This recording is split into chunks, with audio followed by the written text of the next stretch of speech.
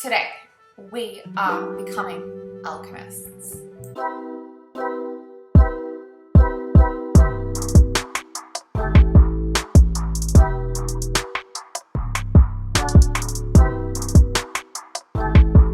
I know some of you have asked me about this in the comments of what my gold glaze is that I use. And to tell you the truth, it's not a glaze. It's actually an overglaze, or it's similar to an underglaze, but you do it at the very end. I filmed me applying Gold Lustre and then putting it in the kiln, programming my kiln, opening it up, the amount of time it took. So there's so much footage here for you guys to go through if you're really impatient like I am as a millennial, and you want to just see the end product. I've put all the timestamps for each sort of chapter in the description box, so you can check that out. You can see where I got some of the specialist products from here in Australia. If you're ready for some alchemy magic, let's jump straight into it. Okay, so the first thing that you're going to need is 100% acetone or rubbing alcohol. Now, I know that nail polish remover has got acetone in it and hand sanitizer has alcohol in it, but if you were to use any of these, they do have additives in them to help, moisturize your skin after using them. So you want to make sure that it is 100% pure. The purpose is because for this, we're trying to remove any grease or dust so the luster can adhere onto the piece properly. If you didn't do that, what would happen in the kiln when the grease or dust that's on that piece burns off, what will happen is the gold luster will burn off as well. And the end result basically will be patchy gold luster. You won't have like a solid finish. You might even have like big chunks drop out, which we don't really want. So the first thing we're going to do is open up the acetone. I'm using a cotton pad. If you've got lint-free ones, this will definitely be better, but just make sure no fluff gets on there. And we're just going to go through and clean all of the pieces. So this is really important to get rid of any dust. I'm basically wiping over the surface where I'm going to be putting my luster. So I've done this on my little kiln goddess sculptures as well, on any area that's going to have gold luster. If you touch it, you have to do it again. So we just want it to be really nice and clean. Here's a little close up. So basically I just go through with my cotton pad, give it a wipe, and then I've got everything set up ready to go. So all of my earrings are already on the kiln shelf to minimize handling. Okay, so first things first, you're going to need to, number one, if you've got long hair, tie your hair back. You don't want any little flyaways getting caught in your luster and smearing over your pieces. You will need a mask.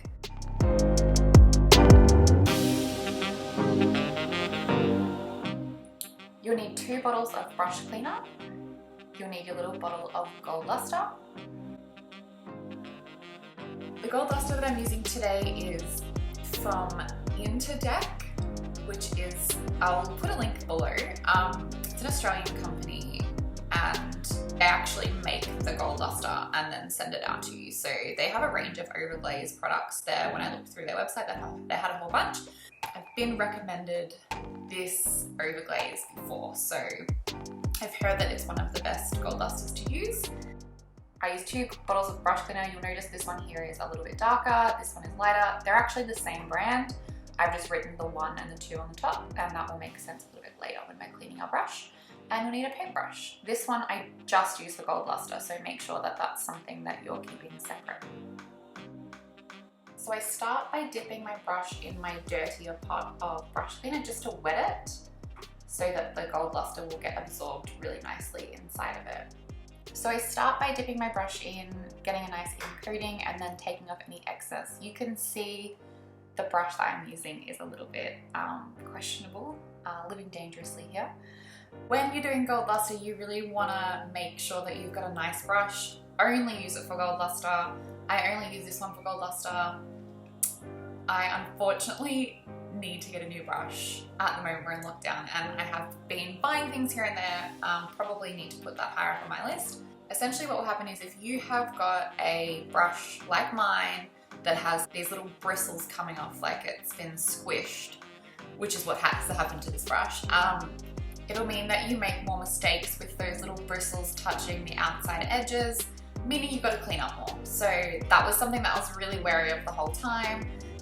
In the future Kirby will buy a new brush. I think that that's super important. So if you're getting set up, just make sure that you've got a nice, beautiful brush I would also recommend getting one that's small, remembering that your bottle of luster is so tiny and it's so expensive for that little tiny bottle. So having a small brush means that you can sort of control how much you're taking out. You're not going to have a lot loaded up in the brush for when you clean it and then it all goes to waste. So I would definitely make sure that you've got a nice dainty petite brush so that you can do those little details. But then I pretty much basically go around the area that I want to be gold. I want to use not too much, because if there is too much, then it won't stick onto the ceramic piece when it goes in. You'll have bits flake off. And then if it's too faint, it'll be like quite purple. So here I'm just going through and I'm pretty much colouring the centres in of these daisy earrings. Usually I'll do the outside section first and then I'll kind of fill in the inside, trying to get it nice and even and not too streaky. It will sort of bleed together a little bit. So in this part, this is where I need definitely to get a new Gold Lustre brush. But basically I make a big mistake here. If you make a mistake, it's okay, but you need to clean off the whole entire piece with your acetone. So it's not a situation where you can just wipe it off. There will still be a little bit of residue on there and it will go bright purple when you fire it. So a good idea is always to just stop, give it a thorough wipe down with acetone and try not to make another mistake. Here I'm doing some gold detailing of the Kiln goddesses. So these ones have just come out of a glaze fire. I wanted to highlight the importance of the way that you hold the pieces you're applying overglaze to. And the reason for that is you have got grease and oil all over your hands, and if you've been touching any of your luster, you'll also have that on there. So if you do get luster on your fingers, it's important that you wipe it off. But also just make sure that you're holding your piece in an area where you're not going to be putting luster. So now it's time to go through and wash our brushes. So you'll see here that I've got all my pieces ready to go. They're ready to go in the kiln. Gold lustre essentially is little gold flecks that are suspended in an oil. Sometimes they use lavender oil or some other things. That's why we need to wear a mask, because it's an oil-based product, and that means that it's going to have fumes that are not good for us to breathe in. So if you don't wear a mask, you will get a headache, and long-term effects of that, if you're doing it all the time, would be very detrimental to your health. So that's why we wear a mask. Because it's oil-based, what that means is that you can't just wash it with water. All that's going to happen is you're going to get luster, oil everywhere all over your hands, and also your brush won't be clean. So what we need to do when we're using an oil-based solvent is we need to use another solvent that's been made to strip oil off of it. So that is going to be these two bottles. Like I mentioned before, I've got my number 1 bottle and my number 2 bottle. So my number 1 bottle is the one that I clean my brush with first. So it's the first bottle that my brush goes into, and that will get most of the luster off onto it. The reason I use 2 is because what will happen now, once I've cleaned my brush in number 1 bottle, most of the luster is already off it. Then I'm going to put it into the number 2 bottle, and it's really just going to be cleaning off any little excess bits that I couldn't get in the first bottle. So it's going to ensure that my brush is really clean, so that next time I need to use it, it's not going to be contaminated with any dust or anything like that. And when I'm finished, I make sure to put the lids on the correct bottles as well. So my number 1 bottle is my dirty bottle and my number 2 bottle is my clean bottle. What I am planning on doing when I eventually move my bottles up, promote them, is the number 1 bottle, I have been told you can actually use as a mother of pearl luster. So this is something that I haven't done it before. I will need to test that out. Perhaps I'll do a video. But essentially, because that's going to be filled up with those little flaky pigments of gold luster that were in our original bottle, it will be very diluted, and that is apparently what makes mother of pearl luster. What will happen is I'll promote that one to a mother of pearl luster. My number 2 bottle will then become my number 1 bottle. So when I wash my brush after that, I'll wash it in the number 2 bottle, and I'll change the lids over, and I'll buy a new bottle, and that one will become my new number 2. That means I'm rotating the products essentially in the order, and I'm hoping that this makes sense, but essentially what that's going to mean is that nothing is going to get wasted. If I just use that number 1 bottle all the time, like if I only had 1 bottle, what that would mean is that my brush might not ever be totally clean, especially when I've been using that number 1 bottle for a long time. So having the 2 just ensures that the brush is nice and clean, and then being able to kind of move them up and rotate them around or promote them means that I'm always going to have a nice clean bottle and I'm not wasting any product. See here, I'm holding them up by the head when I put them in the kiln. So that's because that's part that's not going to have any gold luster on it. So just make sure that when you're cleaning things that you don't touch them again, because if you do contaminate them, what will happen is the gold luster basically won't stick. It will come off when the grease from your fingers gets fired off on the kiln. Here I'm putting the daisies on the top shelf. 2 hands for this, so I've just popped them in and that's what they look like in there.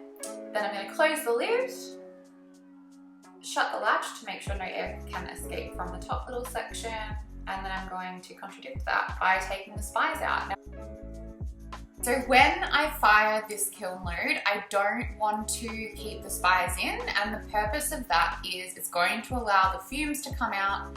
If you have the spies in, what can happen is because the fumes have nowhere to escape, they stay like on the top shelf, and what can happen is you can get like a foggy effect on your gold luster. So because it's quite foggy, that means you're not going to get that beautiful shine that traditional luster should have.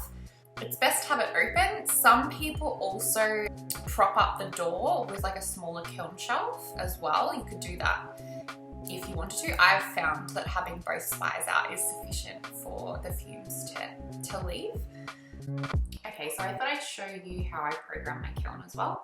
So basically what this is telling me is that a fire has been completed. So I just press stop, that's the last firing I did. And it gives me a few options. I'm going to be selecting a fast glaze today. So I click on fast glaze, enter. Then I type in my temperature, which is 019, press enter. I'm not doing a hold, so I press enter. And then I press start. You'll hear the relay click in. And then I'm going to press review program. I've just slowed this down. So it's telling us that it's going to cone 19, which is 678 degrees Celsius. It's got a hold time of no minutes and no delay, so it's starting straight away. So this was later that day. It is completed at 2 hours and 51 minutes, and it was at that time it was 343 degrees.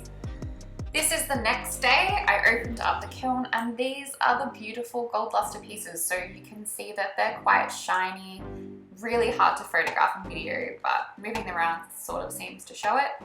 Now, if you have got a glossy glaze on top, you should get a glossy finish. If you have a matte glaze on top, you'll get a matte finish.